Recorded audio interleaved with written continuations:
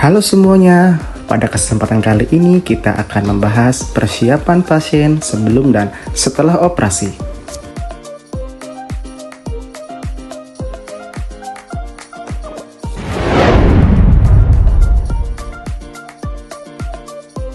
Nah, apa aja sih yang perlu disiapkan sebelum operasi? Nah, yang paling penting harus ada penandatanganan persetujuan tindakan operasi. Selanjutnya kebersihan diri, mandi, serta cukur-cukur di daerah yang akan dioperasi. Istirahat yang cukup 7-8 jam. Puasa minimal 6 jam sebelum operasi. Tidak menggunakan gigi palsu serta perhiasan. Dan informasikan ke petugas jika mengkonsumsi obat pengencer darah.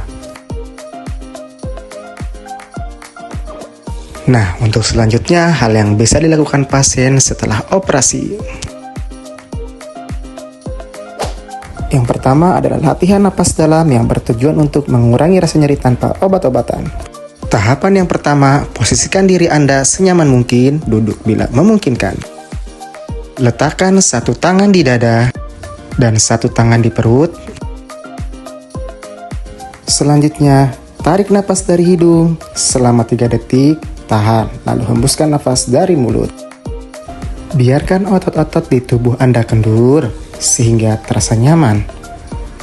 Ulangi hal yang sama sampai Anda merasa rileks dan nyaman. Latihan yang kedua yaitu latihan batuk efektif yang bertujuan untuk mengeluarkan dahak secara optimal.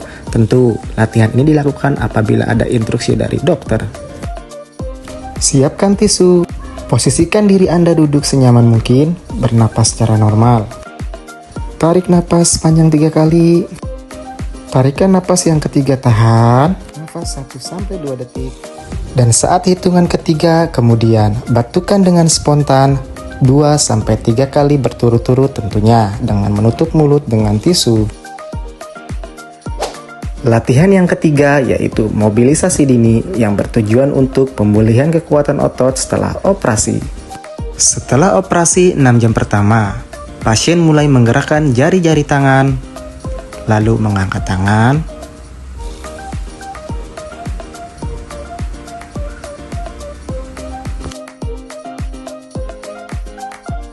memutar pergelangan kaki kiri dan kanan,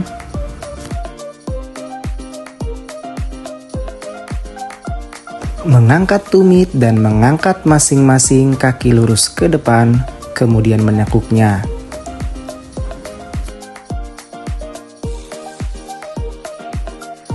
Yang terakhir, menggeser-geserkan kaki ke kiri dan ke kanan.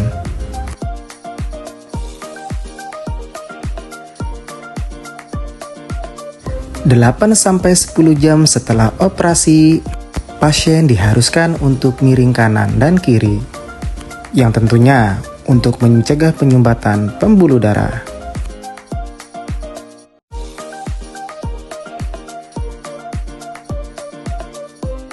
Setelah 24 jam, pasien dianjurkan untuk mulai belajar duduk.